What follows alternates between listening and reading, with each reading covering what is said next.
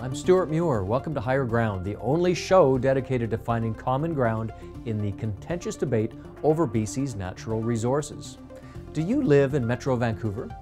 If you do, it's likely you may be surprised to learn just how important BC's resource sector is to the health and vitality of your local community. It's often difficult to appreciate the impact, as many Metro Vancouverites don't encounter resource activity in their day-to-day lives. Resource projects take place far away from urban centres, but local city neighbourhoods benefit enormously. This week on Higher Ground, we're going to shed light on these important economic connections with the release of our new exclusive research report, The Community Impacts of BC's Resource Sector. As British Columbians struggle over how to best develop the province's natural resources, important decisions have to be made. Decisions that need to take into consideration the economic impacts that flow from the natural resource sector to individual communities. First, let's look at the province as a whole. Natural resources contributed a whopping $24.1 billion directly to BC's gross domestic product in 2013, making it the second largest economic sector, right behind real estate and leasing. Resources directly account for 1 out of every $8 generated in BC's GDP, and 1 out of every 10 British Columbians has a job that relies either directly or indirectly on the natural resource sector. Although more difficult to measure, our research shows the resource sector had a total indirect economic impact of nearly $4 billion on BC's GDP in 2010. You might be asking, what's the difference between direct and indirect economic impact? Well, direct impact includes all economic activity that takes place inside the resource sector itself, while indirect impact describes activities that take place in non-resource industries linked to demand from the resource sector. Those non-resource industries that benefit most are finance and real estate, transportation, technology, construction, manufacturing, and professional services. Understanding the extent to which other sectors rely on business from natural resources is critical to understanding the substantial economic impact at the local level. So what's the economic impact look like for local communities, and how did we come up with our findings?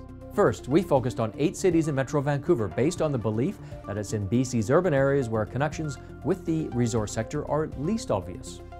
We then asked 7 major resource companies to provide detailed accounts of the suppliers they engaged with in those cities in 2013. The 7 firms identified 1,665 suppliers in Metro Vancouver that they did business with. The final numbers are impressive. Let's start with the smaller cities in our list. In Port Moody, the 7 resource firms surveyed identified 13 suppliers they did business with for a total of $8 million. In Coquitlam, 75 companies worked with the resource firms surveyed, receiving a total of $13 million. In Port Coquitlam, 62 suppliers did a total of $19 million in business. In Burnaby, a total of 159 companies did $42 million in business with the 7 resource firms surveyed. In Richmond, 213 suppliers took in $63 million in 2013. North Vancouver suppliers to the 7 firms brought in a robust $163 million.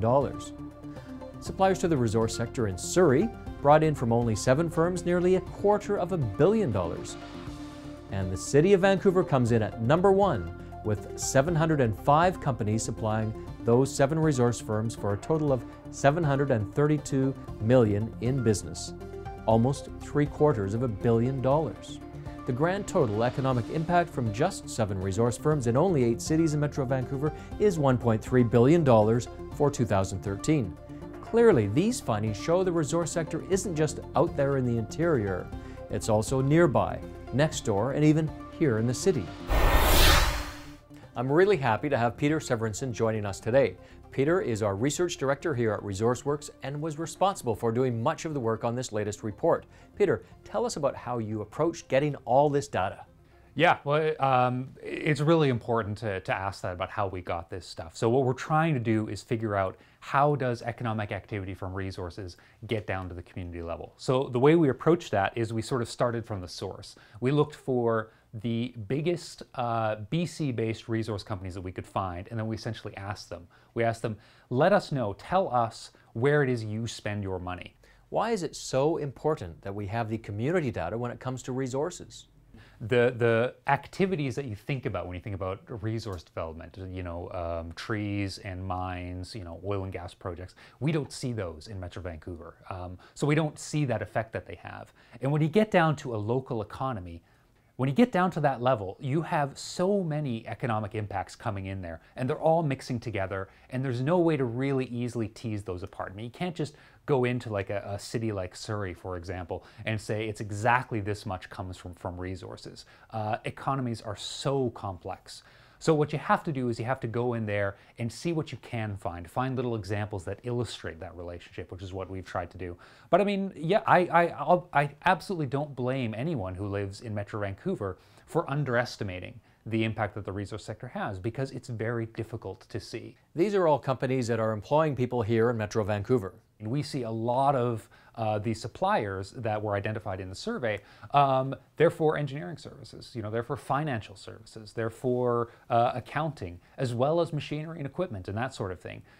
Sometimes it's just energy sales and those kinds of things. It's this broad mix of things. And you get a sense when you start reading all the descriptions of the companies that supply the resource sector, just how diverse it is and how sort of ingrained it is in the rest of the economy. And you kind of understand why it's so difficult to really appreciate what kind of presence it has.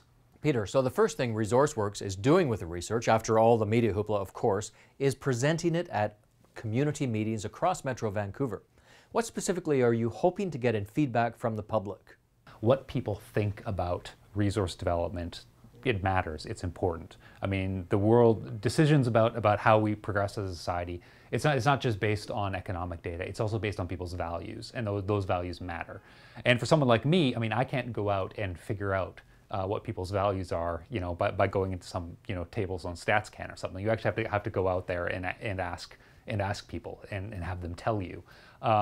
So what we really hope to hear when we go out and do that throughout Metro Vancouver is is what we're doing valuable to people? Is this going to be helpful for them to help kind of figure out these tough questions about resource development? And if it isn't helpful, if they want something else, what is that?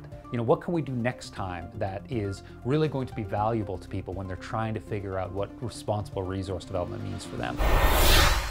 And that's it for Higher Ground this week. Please visit resourceworks.com to learn how you can participate in one of the 8 community breakfast events we are holding in Metro Vancouver. Join us and share your views on how we can build a shared understanding of what is meant by a responsible resource economy for British Columbia.